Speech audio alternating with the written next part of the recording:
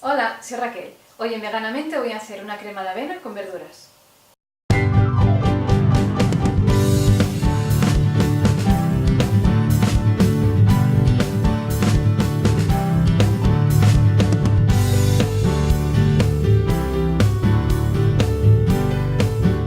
Para hacerla vamos a necesitar unos copos de avena que he tenido remojando unas 6 horas, zanahoria cortadita a dados, unos arbolitos de brócoli, cebolla, apio, pimiento rojo, unos dientes de ajo, un poco de pimienta negra, una pizquita de cúrcuma, orégano seco, sal y aceite.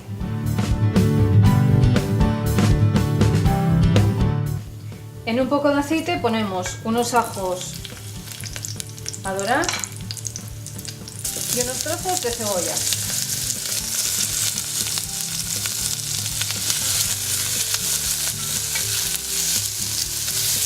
Ahora que ya se ha dorado ligeramente, le incorporamos el apio.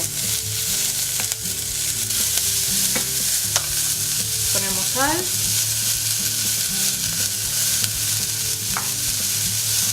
Ponemos la avena.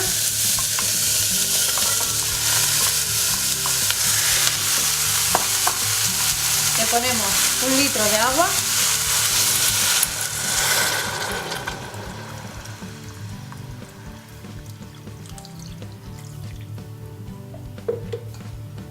Un poco de orégano y lo dejamos cocer a fuego suave durante unos 15 minutos. Mientras tanto, en una sartén con un poco de aceite vamos a rehogar el pimiento, la zanahoria,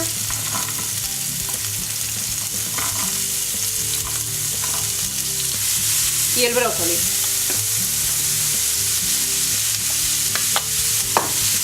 Sazonamos un poquitín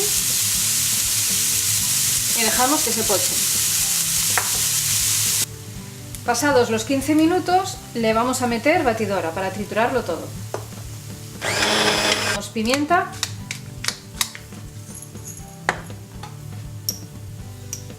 un poco de cúrcuma, rectificamos de sal,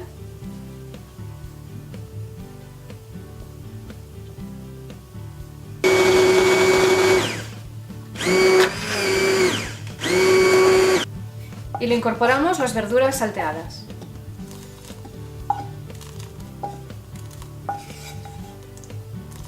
Dejamos que dé unos hervores todo junto y ya lo tenemos listo. Veganízate.